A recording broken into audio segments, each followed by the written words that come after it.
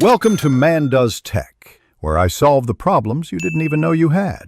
In this video, I will show you how to make cheesecake. Start with the crust. Combine crushed graham crackers, melted butter, and a touch of sugar.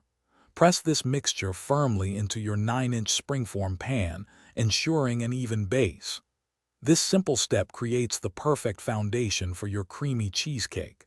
Chill the crust while you prepare the filling for best results. Now for the star, the filling.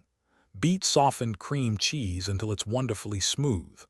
Gradually add 150 grams of sugar, then gently mix in 2 large eggs one by one. Finish with 1 teaspoon of vanilla extract and 100 grams of sour cream for that signature tangy richness. Be careful not to overmix, as this can introduce too much air. Baking cheesecake requires a gentle touch.